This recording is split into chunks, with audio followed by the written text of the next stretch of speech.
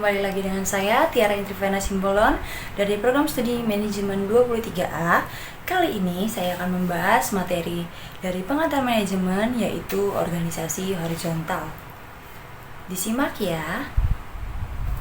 Yang pertama ada definisi dari struktur organisasi horizontal. Struktur organisasi horizontal atau horizontal organization structure adalah struktur organisasi dengan sedikit lapisan hierarki dan rentang kendali yang luas.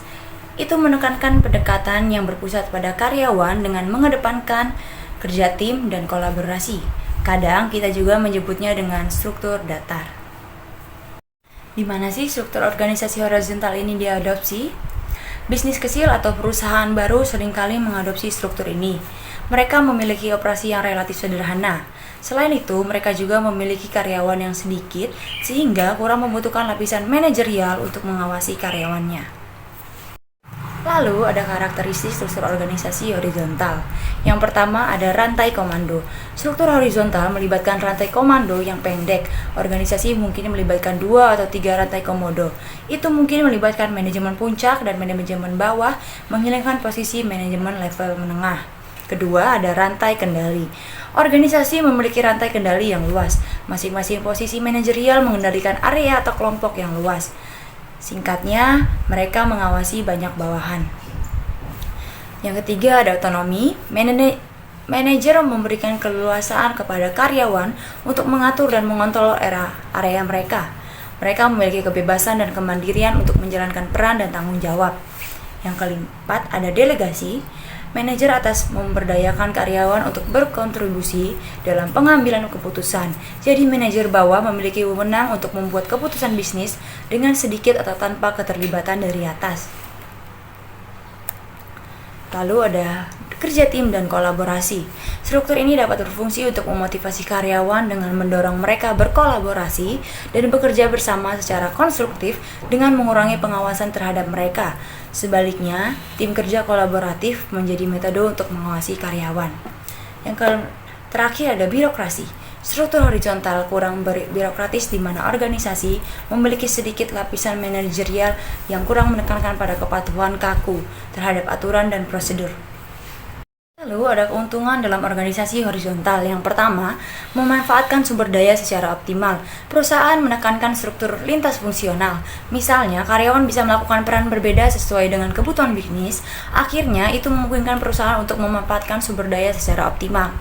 Yang kedua, ada komunikasi yang lebih baik.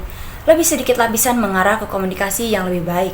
Selain lebih cepat, sangat kepada orang yang dituju, informasi lebih kecil memungkinkan terdistorsi.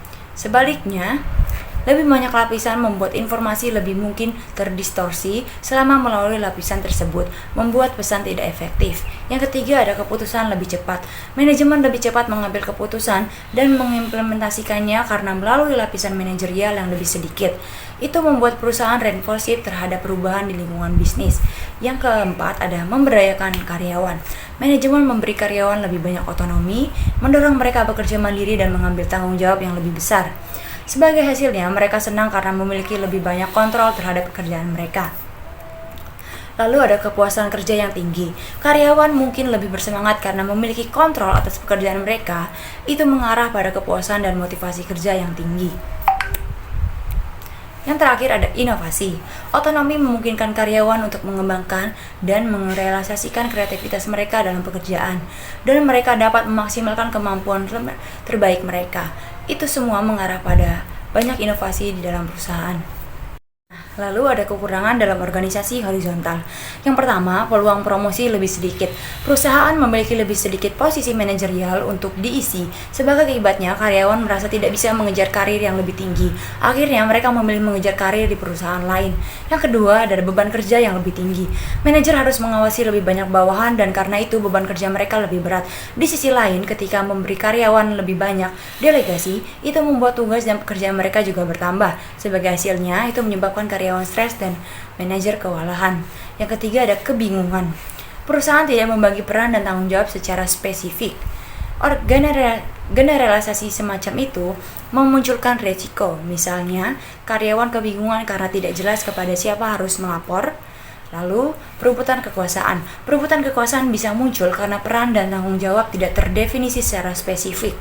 Beberapa ingin memiliki pengaruh yang kuat terhadap yang lain dengan mendominasi. Selain itu, struktur horizontal juga dapat memunculkan pertentangan di antara departemen karena tanggung jawabnya saling tergantung dan berada pada level yang sama. Yang terakhir ada kurangnya spesialisasi.